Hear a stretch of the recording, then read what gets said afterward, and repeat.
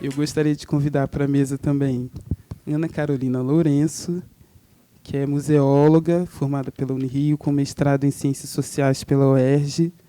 Nos últimos anos, ela tem atuado em diversas instituições museológicas e de pesquisa latino-americanas, com especial interesse nos temas políticas de memória, relações raciais e democracia.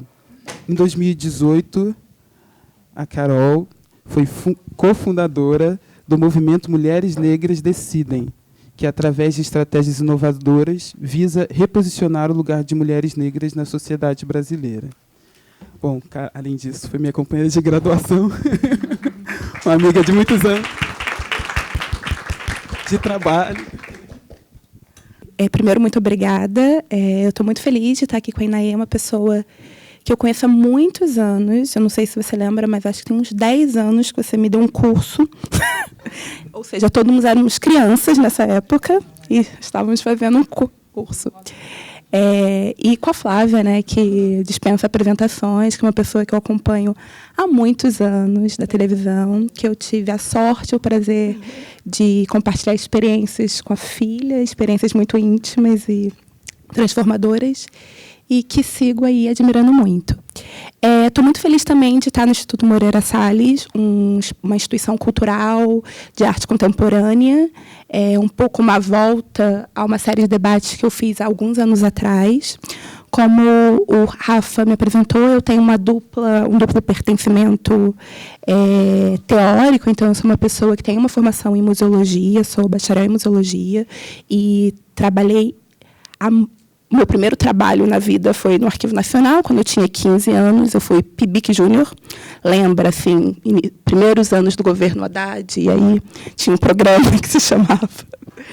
E eu estudava numa escola federal que implementou esse projeto. E o meu primeiro trabalho foi aos 15 anos no Arquivo Nacional, que é um espaço de memória, e que foi onde eu construí parte da minha visão de mundo, dos meus interesses. E tenho também uma formação em Ciências Sociais, da onde, a princípio, aprendi e fiz os debates sobre interseccionalidade, e talvez possa também trazer um pouco isso, né? Esse debate que vem do campo da sociologia, mas que é muito explicador da realidade de forma tão concreta antes da sua existência. Então, vamos lá. Em geral, né, quando a gente fala a interseccionalidade, que foi cunhada por Kimberly Crenshaw nos anos 90, é um conceito que vem do campo da sociologia, que nasce em Los Angeles, e é muito interessante que ele nasce na mesma década dos grandes protestos de 1992. Então, não é uma coincidência, na mesma cidade, e a exatamente 2 quilômetros, ou seja, os muros da universidade que produz esse conceito estavam a 2 quilômetros do South Central LA, que é da onde surgiram esses grandes protestos, que marcam os grandes protestos raciais do século XX, pós-direitos civis. Então, basicamente, o que acontece é um assassinato num bairro que fica na divisa de um bairro coreano em Los Angeles com o bairro historicamente negro de Los Angeles, aonde um coreano assassina uma pessoa negra. E o policial, em vez de parar o coreano, que não tinha nada a ver, assim, né? Exatamente o fato dele ser coreano, mas isso é determinante da história,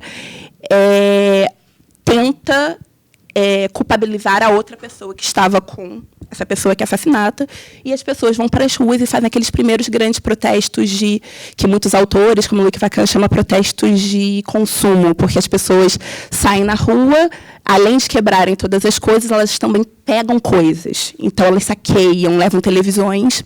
E isso acontece no momento dos Estados Unidos, onde você vai ter a grande crise da classe média americana, que são nos governos Reagan, onde, talvez de forma mais sentida, o sonho americano, que nunca foi um sonho para as populações negras, como a gente conhece bem a história, estava virando um novo projeto, que é a década do encarceramento em massa, e, mais uma vez, estamos de novo em Los Angeles, da onde o conceito surge, e é a cidade com a maior população carcerária do mundo. Então, eu fiz essa introdução para mostrar um pouco... E Kimberly Crenshaw, né, que dispensa apresentações, é uma feminista negra, uma mulher negra intelectual, que, cunha esse termo. Então, Então, por mais que o conceito seja criado nos anos 90, não importa, isso não significa que a categoria não existia, ou seja, a categoria interseccionalidade nas suas traduções livres, né, do francês, do inglês, do próprio português, do espanhol, elas já tinham sido utilizadas antes para explicar momentos onde estruturas e formas de opressão se encontravam, se interseccionavam e produziam novas práticas. O conceito, ou seja, o que Kimberlé Crenshaw faz, é cunhar, fazer um debate epistemológico e dizer, olha, esse conjunto de experiências que estruturam a sociedade, que acontece dessa maneira, é isso. Então, a categoria já existia, e antes de existir a categoria, eu adorei ter falado depois da INAE, ou seja, as práticas já existiam. Então, não sei, né, não sou uma historiadora do conceito de história intelectual para saber qual foi a primeira vez que a categoria interseccionalidade foi usada, mas, sem dúvidas, não é uma categoria que era forte no século XIX, por mais que as experiências existissem. Ou seja, a ideia de que mulheres negras ou corpos, né, que na época recebiam os nomes mais diversos, né, quanto à orientação sexual, pudessem estar sendo lidas de formas diferenciadas na sociedade brasileira do século XIX, isso não significava que aquela palavra era utilizada. E aí eu fiz todo esse histórico para explicar, então, talvez, por que essa moda, né? Ou seja, uma moda boa, eu acho que é uma moda boa em que eu acho que todas que estão nessa mesa somos coautoras dessa moda, de maneiras diferentes. Eu participei, eu estava na graduação no momento quando o debate do conceito já de interseccionalidade chegou nas universidades brasileiras de ponta, ou seja, as universidades federais do Brasil, e públicas, estaduais, de excelência, começaram a receber e fazer esses cursos que eram epistemologias negras, pensadoras negras. Mas, antes disso, um movimento, que foi o movimento que trouxe o debate para o Brasil, e eu acho que é uma disputa que a juventude negra está fazendo, e faz muito bem, trouxe esse debate. Ou seja, o debate de interseccionalidade ele não chega no Brasil na universidade brasileira, ele chega no Brasil em atividades como blogueiras negras, grupos de jovens negras feministas. Então, é um debate que ele chega já no seu uso, ou seja, ele já chega para explicar os grandes protestos, ele já chega para explicar os movimentos de escracho, que a gente chamava, né, na universidade. Então, ele é um movimento muito vivo. Ele tem uma segunda característica, que é a que eu mais gosto, que é por conta daquela origem, né, que eu disse, que ele é um debate epistemológico produzido por uma mulher negra, ele é um conceito que, apesar dele não ser sobre mulheres negras apenas, ou seja, a interseccionalidade, ela sequer diz que é necessário você analisar todas as sessões de uma vez, ou seja, eu posso falar sobre interseccionalidade para entender a experiência adorei quando você falou de migração, né, dos primeiros imigrantes do século XX, entender como, por exemplo, raça, classe e gênero explicou a capacidade de impulsionamento, de ascensão social, barreiras e avanços. Isso é um debate com uma mirada interseccional. Mas, apesar, ou seja, de interseccionalidade não ser o mesmo que feminismo negro, por mais que o feminismo negro seja um feminismo interseccional, é natural, costumeiro, que mesas sobre interseccionalidade tenham esse perfil. Ou seja, foi um debate introduzido por mulheres negras, inicialmente por mulheres negras jovens, não que isso seja tão importante, mas só para entender de onde sai, e que é cuidado, alimentado e impulsionado por mulheres negras. Então, é super comum, quando estamos falando de interseccionalidade, poderiam ter outros cruzamentos aqui, mas vão ser 3 mulheres negras. Então, isso também é uma coisa que me agrada muito nessa moda, porque é uma moda que conseguiu, à sua maneira, impulsionar pessoas, vozes, corpos, projetos que estavam prontos nos primeiros anos da primeira década do século XXI, né? Porque está acabando, né? A segunda década já. Então, esse é o primeiro ponto. O segundo ponto, né? O terceiro ponto, e aí eu acho muito mais pertinente o fato da INAE já ter apresentado, que é o fato também que a interseccionalidade é uma perspectiva. Ela não é um tema. Então, por mais que a gente possa falar sobre mulheres negras, sobre escravidão, sobre... isso não é por si só, a interseccionalidade, ou seja, a interseccionalidade é uma maneira de você abordar situações e ter que construir práticas educativas, práticas culturais, mas ela não é um tema em si mesmo, né? Então ela não define ou reduz as suas agendas. E aí eu acho que, mais uma vez, isso também explica a moda, porque a gente saiu daquele momento em que os autores que falavam sobre questão racial, escravidão, mesmo que a escravidão não devesse fazer parte desse campo, né, mas a gente chamava, o que você estuda? Eu estudo relações étnico-raciais. Em geral, as relações étnico-raciais, elas tinham os seus temas prioritários. E a interseccionalidade, ela explica a sua abordagem, ou seja, eu sou uma pessoa que, ao olhar o mundo, eu leio o mundo com essas lentes. Então, isso produziu agora, o que eu vou concentrar a maior parte da minha apresentação, porque me pediram para eu apresentar alguns exemplos práticos e juntar um pouco com a minha experiência. A ideia de que a interseccionalidade, então, é uma abordagem, produziu, nesse novo contexto, não só para essa nova geração, a possibilidade de falar sobre tudo e sobre qualquer coisa. E produziu uma coisa que eu acho que a Flávia vai aprofundar mais, a possibilidade da gente criar uma emergência de mulheres negras, pessoas negras, que não obrigatoriamente recaem em estereótipos. Ou seja, Ufa! Sim, exato. Porque o que eu ia falar é por aí. Sim. Que não recaem em estereótipos, porque, de maneira nenhuma, eu estou aqui querendo me afastar, né, da tradição de intelectuais negros, que parte deles formaram aí eu acredito, esses intelectuais negros formados nos anos 80, como o Joel, como o próprio Flávio, ou o próprio Marcelo Paixão, intelectuais negros que disputaram espaços importantes nos seus campos disciplinares, trazendo esses temas por excelência do debate das relações étnico-raciais ou da escravidão. Então, a maneira deles se tornarem proeminentes e fizeram uma verdadeira batalha narrativa foi falar sobre escravidão, foi falar sobre racismo e modernidade, foi falar sobre racismo e mídia e comunicação. Então, essa é uma geração que pode falar sobre fotografia contemporânea numa perspectiva interseccional, porque o arcabouço teórico é para isso. Então, isso possibilita, né, um trânsito, uma multiplicidade de disciplinas também, porque existiam alguns campos disciplinares antes desses avanços, que não são só da interseccionalidade, são dos estudos culturais também, né, que fizeram um movimento parecido antes, possibilitaram pessoas que são do campo do cinema, do campo das engenharias, da matemática, da física, da filosofia, a conseguirem trazer no centro dos seus objetos ou questões de pesquisa debates que, de alguma maneira, traziam respostas para a questão do racismo, sem serem pessoas oriundas ou da história ou da sociologia, né, ou da antropologia, que eram os campos disciplinares que tinham uma tradição de estudos nesse tema.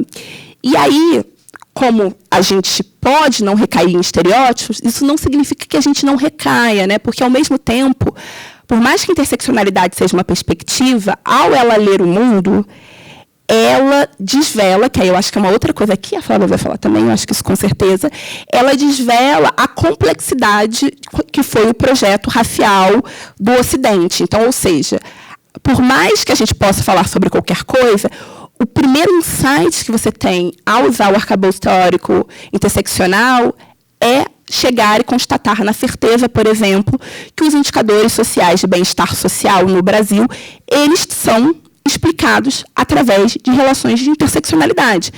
Não precisaria ser assim obrigatoriamente. Há países no mundo, poucos, sim, que conseguem ter equilíbrios melhores nos seus indicadores sociais de bem-estar. O que são os indicadores sociais de bem-estar? Indicadores de saúde, de acesso à renda, de expectativa de vida, de qual a chance de uma criança morrer antes de um mês porque tem diarreia. Que esses indicadores, ou seja, a presença de um grupo demográfico racializado, por exemplo, não é tão determinante, ou seja, por mais que eu vou dar um exemplo de um país, que é um país que tem questões de desigualdade, tem questões de estratificação, mas, por exemplo, a Suécia, o acesso, por exemplo, à alimentação ou à expectativa de vida na Suécia não é determinante a partir de um componente racial. Ou seja, outros aspectos, sim. Anos de estudos, sim. Chance de...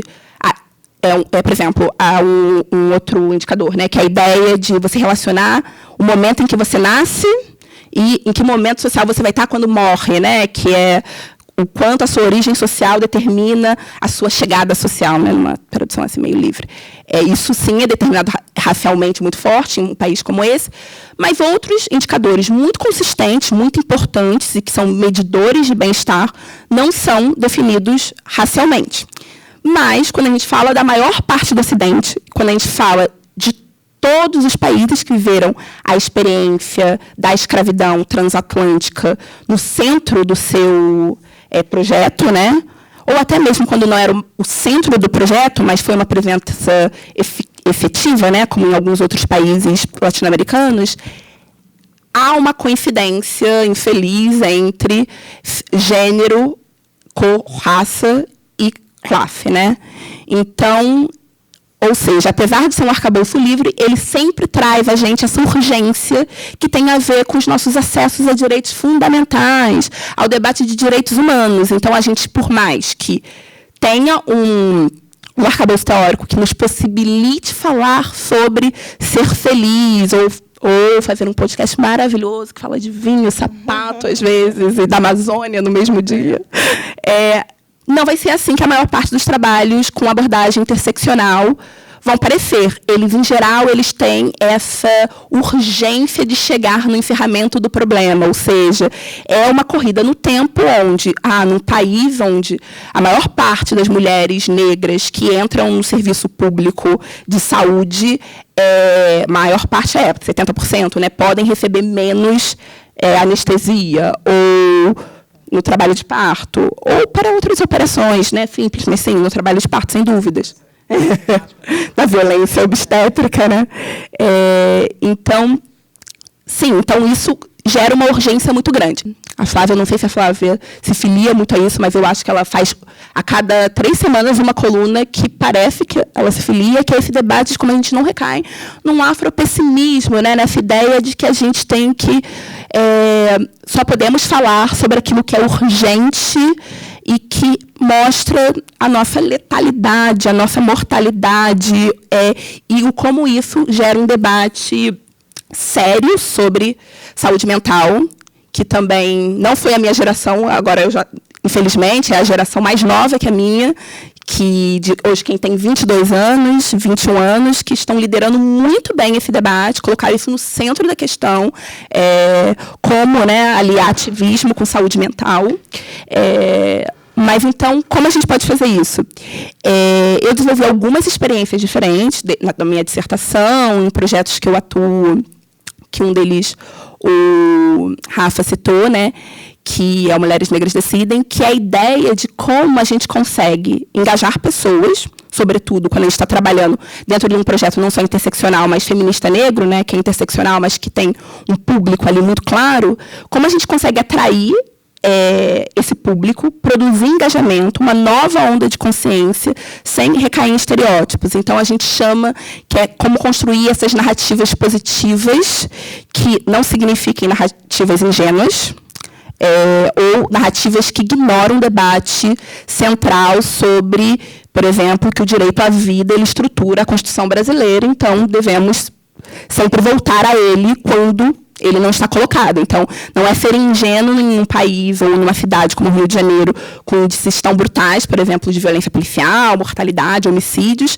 que a gente não precisa falar sobre isso. Mas como a gente pode falar sobre isso, ao mesmo tempo, sem produzir ou um afastamento de mulheres, porque tem uma experiência absolutamente marcada por experiências de trauma, dor, e do ponto de vista tanto da psicologia social mesmo, não é a melhor estratégia, ou seja, não é a melhor estratégia para trabalhar com descendentes de escravo, exibir imagens de tortura. Isso é um tema que está bem pactuado em quem trabalha com políticas de memória, como tampouco é a melhor estratégia quando o público da atividade é o público correlato, trabalhar, por exemplo, com violência policial e experiências 3D, né?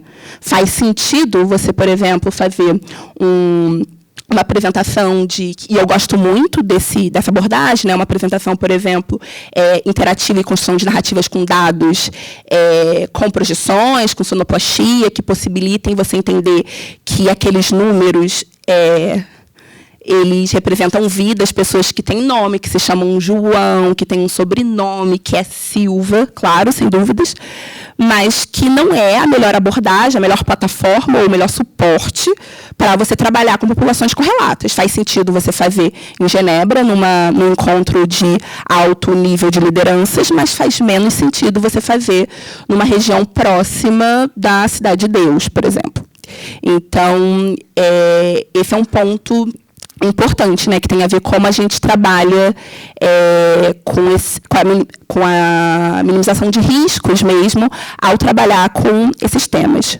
O segundo tem a ver com uma coisa que é muito forte, que não é um debate da sociologia, mas é um debate muito forte. Quem trabalha com instituições de arte e quem trabalha com semiótica, debate de imagens, que tem a ver sobre os processos de construção de narrativa, ou seja, eu posso falar de homicídio, eu posso falar sobre não acesso à saúde ou não acesso ao sistema de justiça, mas eu posso construir essa narrativa de forma que promova emancipação e liberdade, né? Que é o que alguns movimentos têm tentado fazer. Isso não é fácil. Eu ia fazer uma apresentação, mas eu desisti no meio do caminho, mas há 2 anos, vai fazer 2 anos agora, eu tive uma experiência de imersão com mais 4 mulheres negras, que era uma experiência que a gente tinha que pensar em construções de narrativas e dados, né?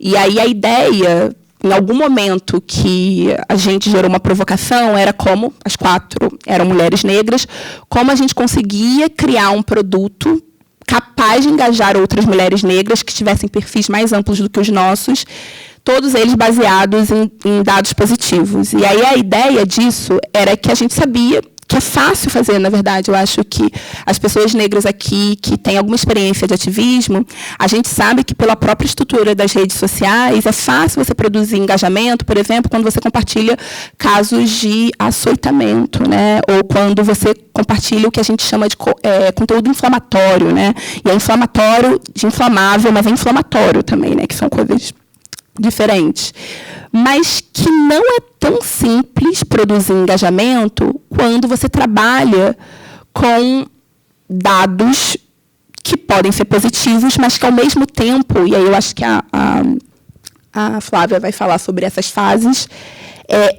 não geram esse processo, que é um processo que seria do levante, né? Ou seja, como eu posso gerar como a indignação ela é uma moeda que mobiliza o debate do ativismo racial, né?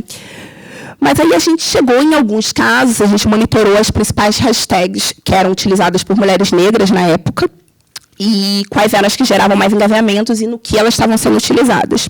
E aí, na época, tinha uma hashtag porque mudou, porque a hashtag Mulheres Negras Decidem é a segunda hashtag mais utilizada no Instagram para temas de questão interseccional, né, mulheres. Só é usada menos do que mulheres negras e é tão usada quanto mulheres negras... Desculpa, esses dados são, sim. Mas aí a gente olhou aonde essas hashtags eram usadas, ou seja, onde a hashtag Mulheres Negras era usada de forma positiva e onde ela era usada de forma negativa, que era, na época, a mais bem posicionada. E aí, a maior parte do conteúdo variava de rede. Então, no Twitter, ela era usada mais para conteúdos negativos, no Facebook para conteúdos negativos e no Instagram para conteúdos positivos. Isso explicou o fato de que a gente lançou a campanha na época, né? Pelo Instagram, porque a gente identificou que naquele momento, isso já mudou, mas isso vai fazer quase 2 anos, aquele era um espaço para produzir um engajamento mais saudável e menos inflamatório. E aí, analisando o conteúdo de quando a hashtag era usada para casos positivos, a gente olhou para o que ela era utilizada. Então, ela era utilizada para início de mulheres negras no sistema universitário, ou seja, quando mulheres negras passavam no vestibular, quando mulheres negras se formavam, quando mulheres negras tinham filhos, quando era uma lista de coisas. E todas essas coisas, por felicidade, eram fáceis de serem comparadas com grandes indicadores da sociedade brasileira. Então, por exemplo, os indicadores de mulheres negras que acessaram o ensino superior nos últimos 20 anos no Brasil, talvez tenham sido um dos indicadores de bem-estar racializado que teve melhor avanço. Assim, a gente criou uma narrativa em cima disso, né, que o outro fato também era, que é o dado mais positivo, foi o dado que a gente mais trabalhou, era que, na época, mulheres negras representavam... Claro, sem problemas. Que mulheres negras, na época, representavam mais de 27% da população brasileira. Na época, era 27,3%, fazendo a projeção a partir do PNAD, né, de ficar a cada trimestre reavaliando as projeções, o número do censo, e que agora está em 28,3%, e acabou de ser lançado a projeção, e é super interessante, porque, na época, a gente já falava isso, ou seja, a gente falava que mulheres negras eram o maior grupo da sociedade brasileira, porque éramos mais de 27% da população, e era um grupo que cada vez mais cresce, não só porque nascem mais mulheres negras, mas porque a cada dia mais nós nos reconhecemos. Que é uma outra coisa, quando você analisa os dados, é que nenhum outro grupo racial ou demográfico no Brasil cresce mais do que mulheres negras. E isso não está relacionado à diminuição da nossa mortalidade ou aumento da nossa taxa de nascimento. Está diretamente relacionado que, no momento, não há nenhum outro grupo demográfico mais ativamente político, ou seja, que mais se vincula a um conjunto, né, um racial, por escolha, né? Ou seja, isso quer dizer que, possivelmente, mulheres que responderam em 2010, no censo, que eram brancas, possivelmente, no censo de 2020, vão responder que são pretas ou pardas. E isso, do ponto de vista político, produz uma verdadeira onda de mulheres negras, que faz a gente ser um grupo que cresce, ou seja, desde que o projeto começou, que não tem nem 2 anos, a gente teve um crescimento de 1%. Só que isso é gigante. Sim, é muita gente. Então, esse foi o dado positivo. E o segundo, né, e esse foi o dado mais positivo, foi muito engraçado, porque quando a gente começou, a gente trabalha com ações tanto visuais, ou seja, tem intervenções em alguns lugares da cidade, vocês com certeza já viram, a gente fez uma parceria com Memória Guerreiras Não Se Apaga, e aí a gente, ao longo de 4 meses, grafitou muros de várias... Eu grafitei, eu sou uma pessoa que não sou muito habilidosa. Mas a gente fez várias oficinas de estilo e grafitamos grandes mulheres negras pela cidade inteira, junto com a hashtag Mulheres Negras Decidem. Um pouco antes das eleições, a gente fez perto de grandes zonas eleitorais, que eram zonas eleitorais de maioria negra. E aí fizemos Antonieta de Barros, Lélia, muitas Marielles, assim, tem várias partes da cidade, assim, com a hashtag. E a gente percebeu isso final de 2018, final de 2017, início de 2018, que, primeiro, se você colocasse no Google população de mulheres negras, o dado não aparecia. É claro que o dado existia, o IPEA tinha feito há 2 anos um tratamento, né, ou seja, produzido, separando, né, juntando pretos e pardos, dividindo de homens e produzindo o indicador mulheres negras. E ele não aparecia numa busca simples, automatizada. E depois da campanha, mas não só da campanha, mas, sem dúvidas, depois do assassinato da Marielle, de uma série de campanhas interseccionais que aconteceram, se você perguntar a mesma coisa hoje, o dado aparece tratado muito fácil, e, na verdade, essa pesquisa que eu estou compartilhando, que é da atualização a partir da PNAD, saiu na Folha de São Paulo com um número muito claro separando homens de mulheres, do que durante muito tempo, eu mesma, até 2016, quando eu falava do dado de população negra, em geral, eu usava o dado de 52 ou 53, na época, que era o dado da população negra, porque eu achava que aquilo era relevante, aquilo respondia às minhas questões.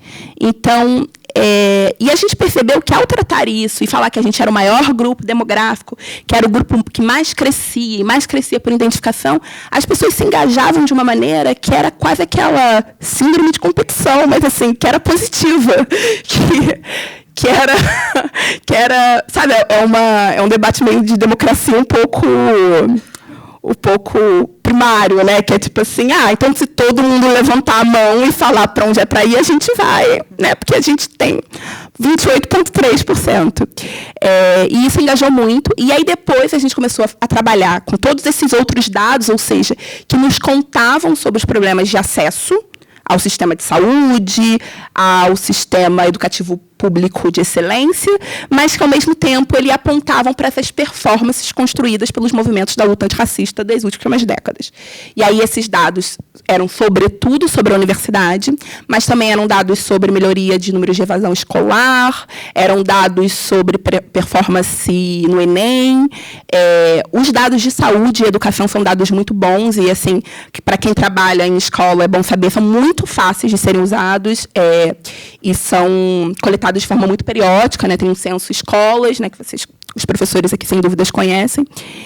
E isso produziu, assim, E aí a gente tem camisa, tem camisas que não são a gente que faz, o grupo, porque o nome, né, do projeto virou Mulheres Negras Decidem, e aí tinha a ver muito com o fato desse debate demográfico, ou seja, decidimos, porque se a gente falar dessa demografia primária, que é de quem levanta a mão, ou seja, de como eleger prioridades. Nós devemos eleger prioridades, porque somos o maior grupo, mas Mulheres Negras Decidem porque, a despeito de tudo, ou seja, desses piores indicadores que as mulheres negras com perspectiva interseccional descobriram muito bem, nós somos protagonistas, autônomas e donas das nossas histórias e somos capazes de remodelar e fazer, como muito bem a Anaia disse, se o racismo é uma construção social, é um grupo que, pelas suas características, possibilidades e momento do debate, sem dúvidas, pode liderar esse grande processo de desconstrução.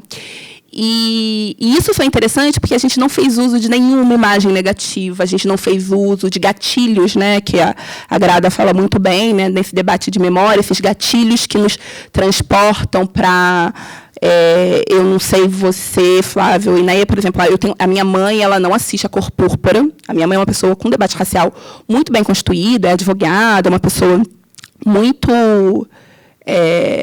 consciente, né, do seu identidade racial, mas é uma pessoa que não assiste The Wire, A Cor Púrpura, 12 anos de escravidão, porque, a gente diria, ela não é obrigada, mas é basicamente porque quanto mais próximo você está daquela experiência, né, e a minha mãe tem uma mãe que é a minha avó, né, que era do campo, então vivia uma experiência que tinha a ver com aquelas experiências quase de plantation, escravo, então é muito duro e ela não assiste, mas que a gente, sem utilizar isso, conseguiu enfrentar e fazer esses debates.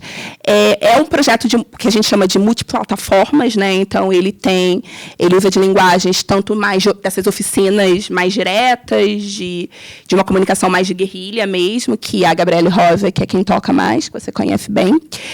A gente faz algumas atividades na escola, sempre com parceria e com professores que trabalham com programas contínuos de debate racial. Então, a gente fez em Paraty há pouco tempo, já fizemos em algumas escolas em Nova Iguaçu.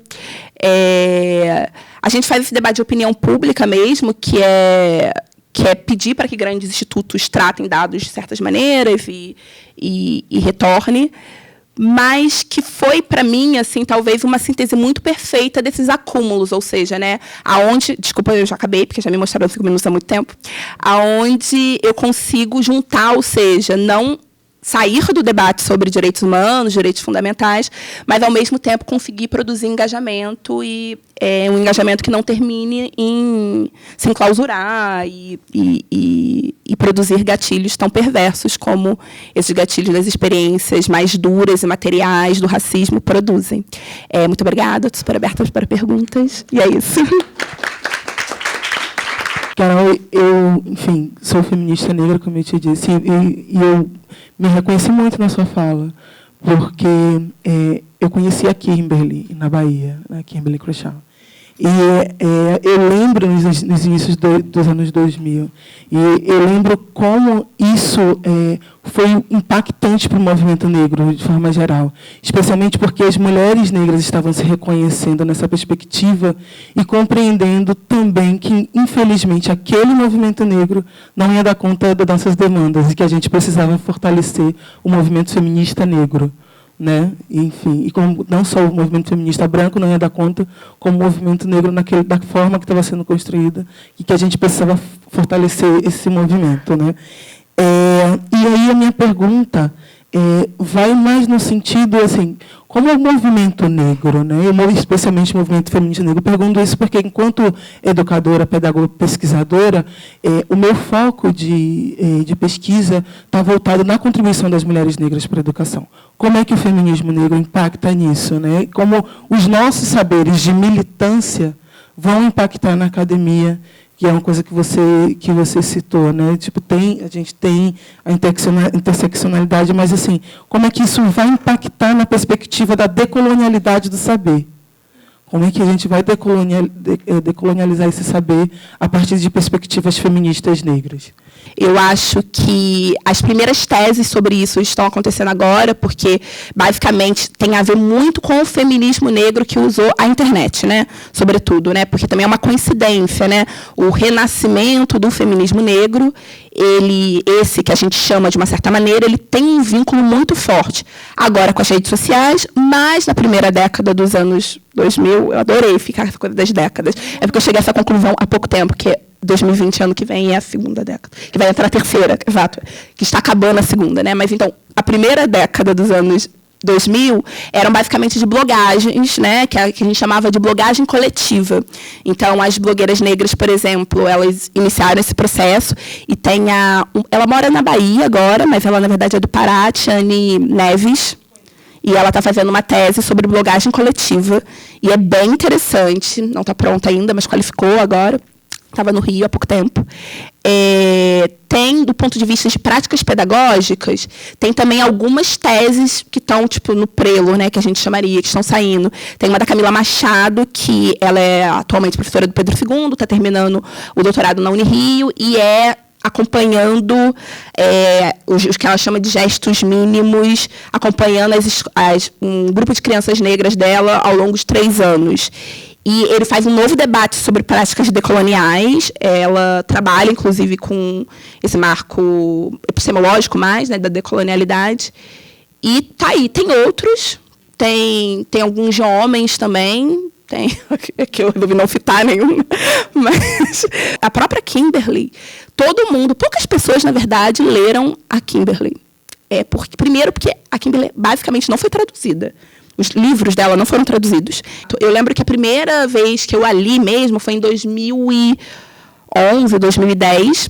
Mas ela ficou muito famosa, na verdade, foi por causa de um TED, em que era vinculada ao lançamento da campanha Say Her Name, que ela também é considerada a pessoa que cunhou, porque eu acho incrível, intelectual, consolidada, com mais de 20 anos, que cunha campanha que viraliza. Eu não entendo. Uma coisa dos Estados Unidos que produz, às vezes, aqui no encantamento, né? E que todo mundo aprendeu meio que interseccionalidade a partir desse vídeo. E que é um vídeo, inclusive, que, do ponto de vista analítico, é até mais palatável, e não só mais palatável, ele apresenta outras camadas que não estão na obra dela, que você lê. Então, assim, é um vídeo que quem não assistiu deveria assistir, que é interativo, ela tem essa tradição da Flávia, né? Que pergunta. E é muito bom, assim. Então, um pouco isso. E aí, basicamente, essas ativistas de internet feministas negras ajudaram a viralizar esses vídeos e escreveram, na verdade, sobre interseccionalidade, primeiramente num formato não acadêmico, para esses grandes portais, para blogueiras negras. E aí essas mesmas ativistas continuaram as suas carreiras acadêmicas, porque também são ativistas que têm esse marco de serem dessa geração de mulheres negras que ascenderam de forma mais massiva e coletiva aos espaços superiores. Então, é um fenômeno aí que está em processo, né? Então, é isso. Mas é bem interessante. Mas esse link, inclusive, quem quer fazer a história intelectual disso, precisa ir nesses blogs e precisa, na verdade, logo, porque eles né, tem um problema de servidor, que as mulheres negras não têm dinheiro, e aí perde e aí acaba, né, o suporte é muito frágil. É isso.